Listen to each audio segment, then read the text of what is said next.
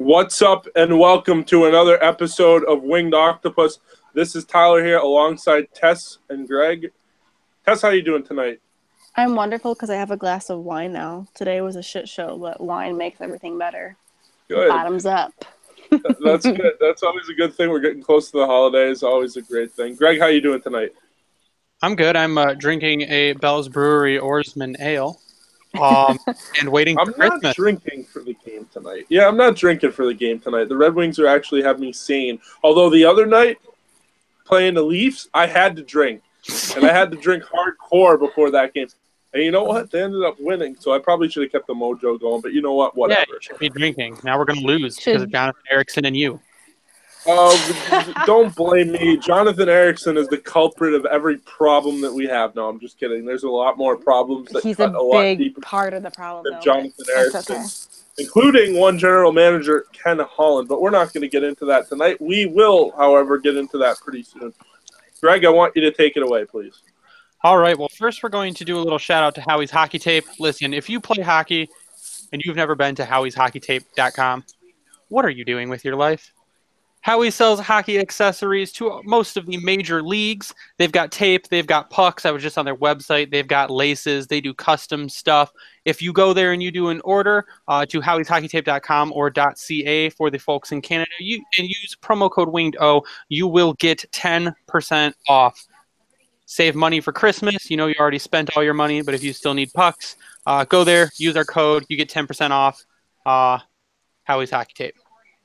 So, tonight we're doing a little pre-Christmas special. We're going to try and get this one in quick. We got a couple topics. We're not focusing solely on the Red Wings tonight. We're doing a little bit of a league-wide thing, and we will start off with a team that is not the Red Wings, and we will start with opinions from Tess. Tess, what is happening with the Edmonton Oilers this season? Well, they're not so good this season. I didn't know they were that bad. I don't know what happened because I believe they were playoff worthy last year. Am I mistaken? They were in the playoffs last year. They right? were. Yep. McGee's led them to the playoffs. Okay. And they are currently second to last in their division right now.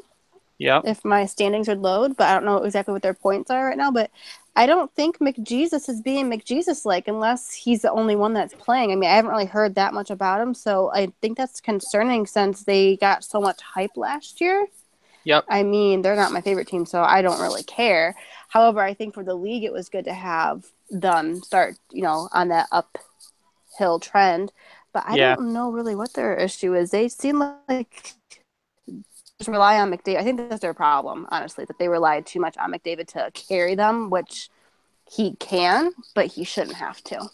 Yep, the Edmonton Oilers so far are 15 wins, 17 losses, and have 32 points. They are only above Arizona, which that's Arizona's not going to win anything. So Arizona's 7-24.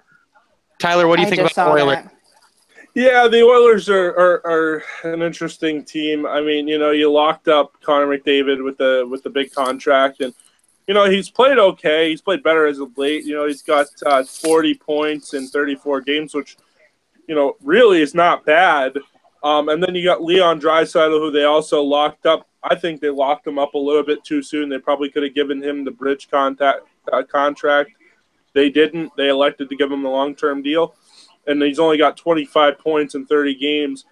And, the Oilers are down in the Arizona territory. So that's obviously not where you want to be. And it's not solely on McDavid and Draisaitl. They haven't had a lot of, outside goal scoring other than McDavid and Draisaitl. Lucic has dried up a bit. Patrick Maroon hasn't been the same kind of player. Kyler Yamamoto, who is going to be on the Team USA World Junior team, they sent him back to junior so he could be a part of that tournament. They sent him back earlier in the season, and he was on a line with McDavid. Now, Jesse Puljujarvi is up. He's playing pretty good with the Oilers. And then, they have some regression on the blue line in Oscar Klefbom, who hasn't been that great this year. And then, all the other defensemen that they have had have not been great. And even the goaltending hasn't been great. Laurent Brossoit has been okay, but he's a kid. You can't expect the kid to just come in and shut it down. And Cam Talbot's been hurting, and when he has been playing, he hasn't been playing that well, and that's the reason why the Oilers are in the predicament that they're in. Yeah, I think the big thing is that you're right. Balanced goal scoring is the biggest part for me. Yeah, McDavid's the point leader with 12 goals and 28 assists, followed by Nugent Hopkins with 14 goals and 11 assists, and then Draisaitl. But you were expecting to get some scoring from Lucic, who only has 8 goals so far this season. They were expecting as well. I think the big gamble that they took was on Strome, and Strome has 6 goals and 9 assists and 15 points. I think they were expecting him to do a lot more. I think they were also expecting Darnell Nurse to do a lot more, and he hasn't. Yeah. So I think a lot of they thought they had a solid lineup. The kids performed really well last year. They locked up Draisaitl to that big contract. You know, sometimes when they do that they don't feel like they're playing for a contract. And when they get that contract, their foot kind of comes off the gas a little bit. Granted, he has also been hurt. He was out like 4 games. But I think they were expecting more, and you can't just count on – I mean, it's the same thing with the Red Wings. You can't count on 2 players to do all your work for you. So, I mean, yeah, Mantha's good. Yeah, Larkin's good, but they can't be your whole team, just like McDavid and Nugent Hopkins and Draisaitl can't be your whole team. You've got to be they need balanced goal scoring from Lucic and Maroon and all those guys, and they're not getting it. No, so how do you think they're going to end the season, though? You think they're going to make the playoffs? No. At this point in time, no, because, I mean, I just think they've dug themselves in too far of a hole to get themselves out of, and as Eriksson turns the puck over again right now for the Red Wings,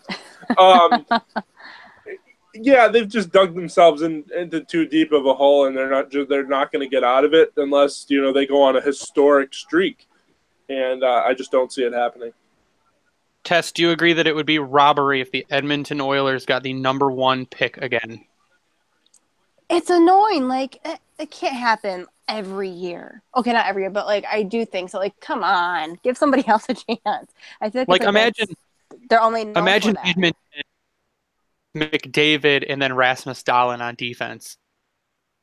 Oh, God. Let's not start thinking about that now. However, you never know. I must say, like what Tyler said about the playoffs, the point race is still pretty close. So honestly, if some of the top teams have their losing skids come up soon, you never. I mean, honestly, I did not realize how close it was. Anything could happen. It'll be a long shot, but they could make it an interesting race to the playoffs. Just to throw something in there, and I listen to a lot of Sirius XM NHL Network radio, and they actually have like correspondents for each team, so they have an hour on certain teams like every day. So like the Oilers will be some days we'll just get in the car and they're talking about the Sabres.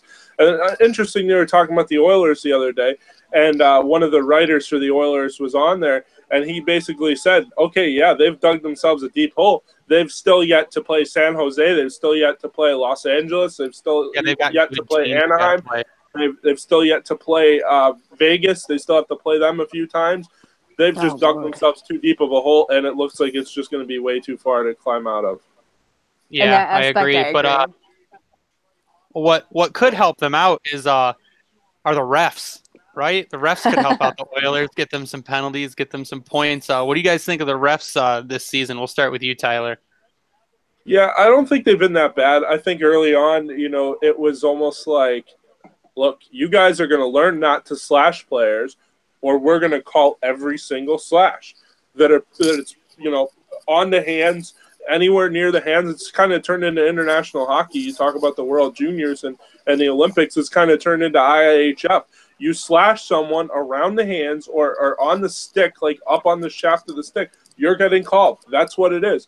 It's turned into, you know, what the hooking rule was after the 2004 lockout. They wanted to get it out. And basically what they did is any holding, any hooking, they're calling it. You're going to the box. It doesn't matter. And so they've drilled it into the play. I think the players learned, or have refs lightened up? No, I think the players are learning. And I think the refs have lightened up a little bit, but I think the players have learned that if you're going to slash a player, you're going to get called, especially if it's up near the hands. I haven't seen much like, you know, if you're carrying the puck and you're protecting it and someone takes a nice hack at the bottom of your stick, but anywhere from the middle up, you're asking for a call. And so on what the you're hands, saying is it's stopping a lot of the Sidney Crosby slashes. Yes. However, I will give you one more thing. Goal scoring is up, and I'll tell you why it's up. Goal scoring is up because players get to go to the net without getting slashed. That so they get to protect the puck and then cut to the middle. Okay, yeah, you can get hit, but yeah, there's no longer that play where someone's going to take the stick and hack you around the hands like men's league, beer league hockey, and so it's created more scoring opportunities. Tess, how you feel about the refs this season?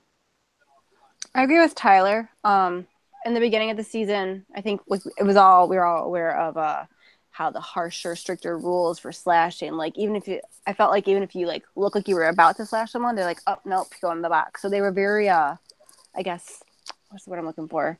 Obsessive over the rule at first, but then we're like by February, March, they're going to lay off. There we go. Thank you. But I feel like even now, just watching the few games I have in the like last few days, I feel like they kind of backed off of being so like overprotective of these calls, just kind of letting them play. But obviously they're going to make calls.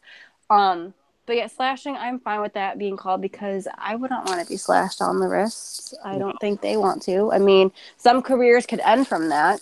I don't want to be marked dramatic, but like. So we don't want. Ooh, Nilsson just took a stick to the face and he has blood. Sorry, distracted. 4 minutes. No, I think the refs. I think the refs have been fair. I'm still not a big fan of the face-off rule. I feel like because it's just really annoying. Like I understand it, but it's still annoying because players are still trying to get used to it. Like I feel like every game I watch on Fox Sports Detroit, Ken DeMaker always saying that Zetterberg is still trying to adjust because he always gets waved out because he has not figured out yet. So that's the only thing that still annoys me because I still don't really understand it. But besides that, I feel the refs have been consistent. And I have to give them credit because a lot of calls have gone our way this season, which never happens. So I cannot complain too much because it's been nice to have either goals called that a year ago or 2 years ago they wouldn't have been called or calls called back. So I feel like we're finally getting paid our dues for what we've been going through as Wings fans and as the team. They've gotten some calls to go their way when they probably shouldn't have, but we were due for them. So I am okay with how the refs are doing so far this season. Yeah, and you guys were talking about too earlier how animated they're being and having fun. Like Wes McCauley's having fun with awesome. He's awesome. I think they need to bring more of that. They are the enforcers of the game. They're making the rules, but I think they also need to have fun with their job because it provides entertainment for everyone, and they should be doing a better job if they're having fun with it. So it's a game that's supposed to be fun. So I agree. Exactly. I think they've been doing a good job too. I'm okay with them kicking people out of the face-off dot, but they haven't been calling penalties on it. That's the good part. Yes. In the preseason, they were doing face-off via. There'd be 2 in a row, and they'd call penalty, and that's what the problem has been. But I'm okay with them kicking someone out as long as the second person's smart enough to just not move and take a penalty. It's the encroachment that they're having a problem with. And they're saying that it can cause harm to the ref. They can trip the ref or fall down or something. Oh, big deal. Drop the puck. That's the way I look at it. Yeah, but I get it, and I'm just happy they're not calling penalties on it every time. I agree. Yes. So, they say they want to keep the game flowing, and then they start doing this bullshit. That's what I don't get. But I was just going to say that. Yeah, they want to keep the flow up, but you can't have it both ways. Every sport says that. Got to make the game quicker. Millennials don't have a long attention span. Got to keep it going. Can't have a 4-hour game. And then they're calling all these penalties and these encroachments and waving people out of the circle. But I haven't noticed any games going ridiculously long this year. So it's been all right. I don't think feel the the pace has been stepped up. Problem. I feel like the speed of the game. Yeah. I think it's just also because younger players, but I feel like, especially now, they're not calling every little thing. Like you sneeze, 2 for the box, or you sneeze, and you're gonna slash them. But you know what I mean? I feel like they're just kind of laying back, and I feel like they're letting the guys play, which is what all of us fans want. Just let them play. The only analogy I can give it is like players have mid-season form, and I think refs have mid-season form as well. Like where they just start, okay, we're not going to be a dick anymore. We're just going to, if there's a penalty and it's blatant, we're going to go. And if not, then, let's play on. However, I will just say one thing. One of the refs that refed the Red Wings game, what was the last game that they were home? Oh, against the Maple Leafs. The ref almost got hit. And Ken Daniels said, oh, that was a young referee, Cameron Voss. It's funny they say Cameron Voss because I actually used to work with the guy at the shop that I'm now at right now. Here's Pierre Maguire with a fun fact for you. So take it away, Pierre. So yeah. Anyways, I thought it was funny. You know, he reffed Hockey East here with like Boston College and stuff like that, and now he's reffing in the NHL. So I thought it was pretty cool. Is he a good old Ontario boy? Yeah, good old Ontario boy. Minnesota, actually, Minnesota boy. Minnesota. Okay, he's good Well, American that was, boy. there was our commentary from Don Cherry there. Oh, fuck off. So our next topic is my favorite, probably gonna be my favorite, is are the Vegas Golden Knights for real? And I think I'm gonna start this one. I've followed hockey since the beginning of high school and in middle school. Mike Green and I got excited. Green, up the trade value, Mike Green. Right, up it up. Anyway, first round pick. So I always told myself, I'm like, I'm not going to have a second favorite team until they put a new team in the league. And then the Vegas Golden Knights came in this season, and they are tearing it up. And I'm so happy that they are my second favorite team, because what better than to have a team that honestly in their first year could win their division, get a division title in their first year. That's insane. So are they for real? I think they are. I think they did a masterful entry or expansion draft. You got to give McPhee a ton of credit. James Neal's been destroying it for them, and they've had from across the map, and I think the Golden Knights are for real. I think they will win their division, and I actually think they have a chance at having a pretty deep cup run. They just beat the Lightning in regulation last night, so I think Vegas is for real. Tyler, what do you think? Yeah, I guess for real is one of those things that you throw around there, and you're like, well, what's for real mean? If you mean for real by they're going to make the playoffs, sure. Are they going to win the division? I don't know, man. San Jose's yet to play their best hockey. LA's played really good, and they're tied with Vegas right now. Vegas has yet to really have that losing streak that every team seems to have. Now let's see how they respond from it when they do end up having it, because they're going to have it at some point in time. However, you have to give them credit with the goaltending situation and then all the players that they've lost due to injury. And Jonathan Marchessault with 31 points, and James Neal with 27, and William Karlsson, the former Columbus Blue Jacket, also with 27. They're doing a tremendous job. And James Neal's got 17 goals. I mean, who the heck saw that coming off Nashville? Yeah. I mean, he's 33, 34 years old. They've gone through what, 5 goalies too? Yeah, they've gone through a lot. So, I mean, would I like to see them have a deep cup run? Sure, but that's going to mean that they're going to have to trade for players at the deadline, because as constituted right now, I don't think they're good enough to have a long cup run. I think they can make the playoffs, sure, but I don't think they're poised to have a deep cup run if they don't add to that team. I think their most impressive thing is their amount of goalies. Like they have start with Fleury. Fleury gets injured.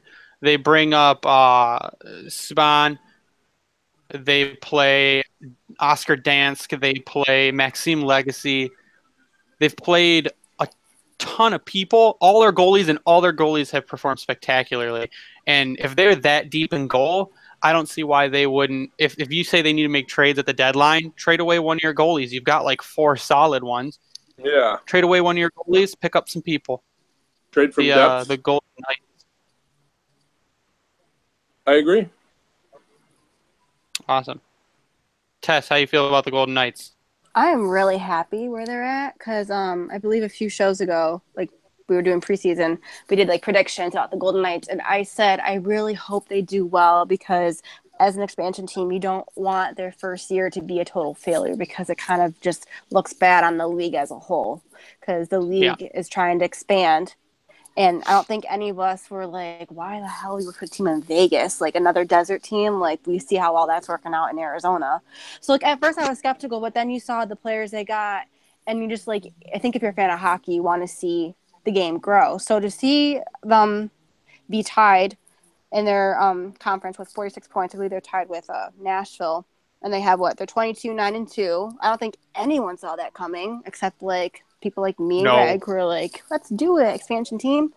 Let's go Vegas. Exactly. Like, and I remember like the home opener when they did they honored the tragedy that happened in Vegas. So like just how that community came together, and it just, you know, you just felt a sense of like they already were a team before the puck even dropped and the city was behind them. Yeah. And every video I've seen of like home games, they are having sellout crowds.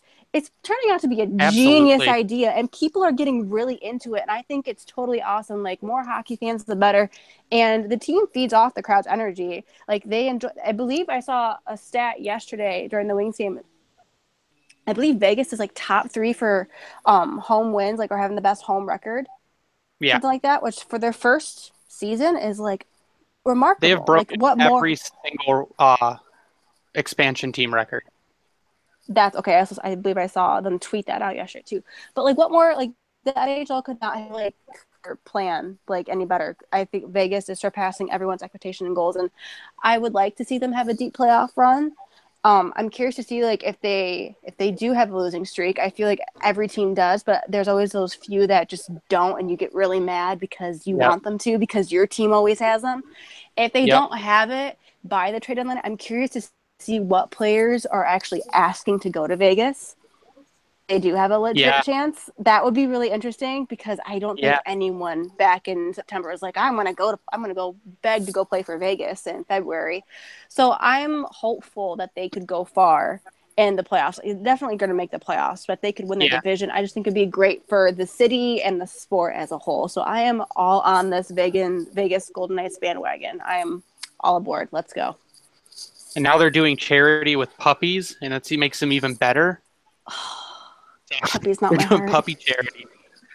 And then I think we're trying to do a shorter show tonight, so I think this is what we're going to end it on. Tyler, you awake over there? Yeah, I am. We'll start with you on this one, and this is going to be our final question of the night. What has impressed you most about the league this season?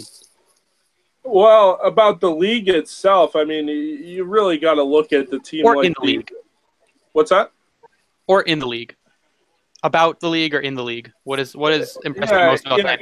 Yeah, in the league, I mean, obviously, you'd be crazy not to say the Tampa Bay Lightning. You know, they're 24-7-2 with 50 points. I mean, that's more than just about, you know, every team except for actually, they have 5 more points than everybody else. And then you have Stamkos and Kucherov, who have combined for 93 points altogether. It's just remarkable what Tampa Bay's been able to do. Now let's see what they're going to do in the postseason. Let's see if they'll be able to be that team that, you know, is able to slay the Dragons like the Chicago Cubs were a few years ago with the best team. But usually you go into the postseason with the best team and you usually end up with nothing. So, you know, let's see if Tampa Bay's able to do that.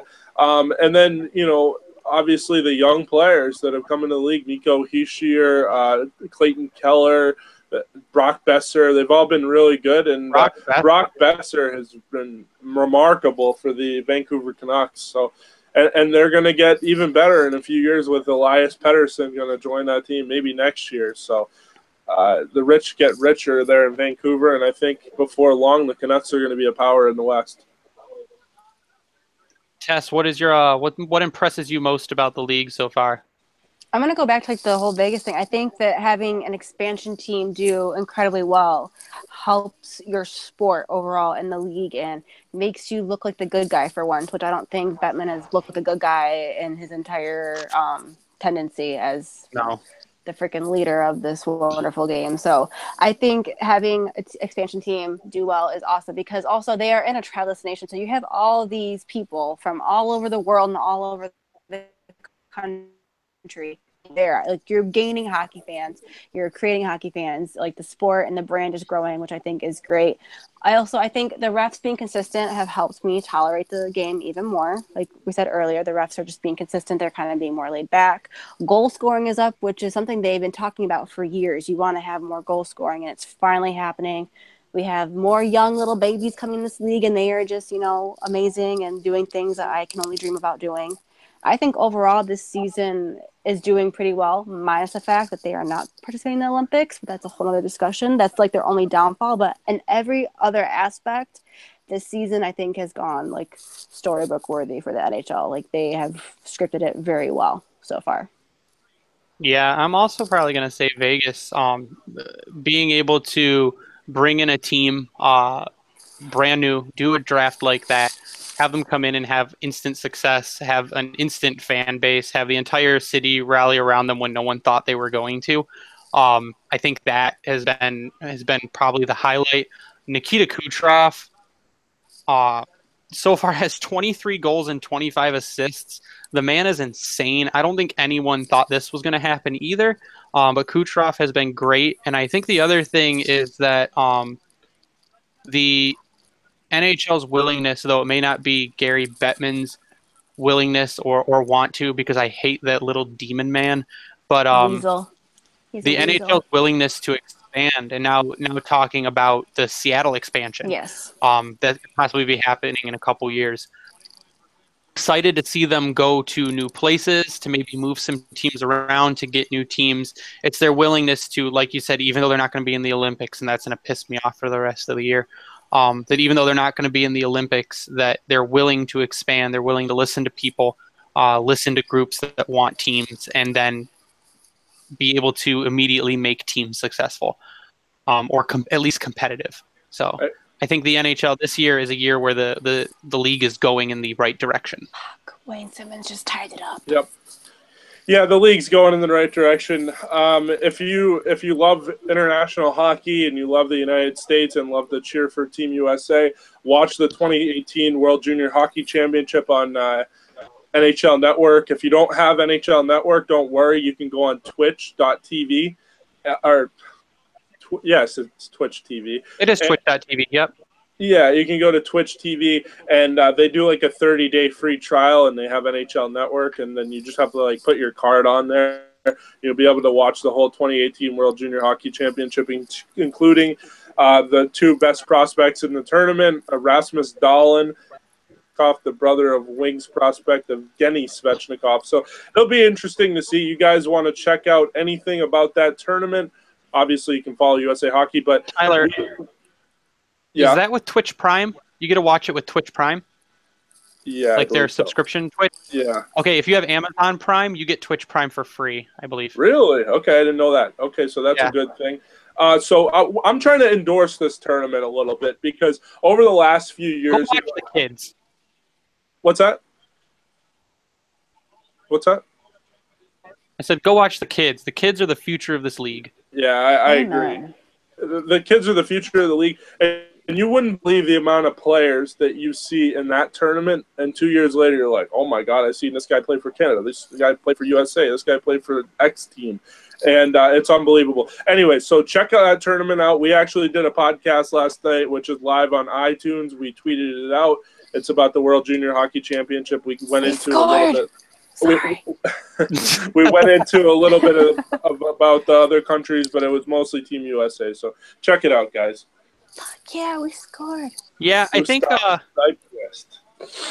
that's all we have for tonight.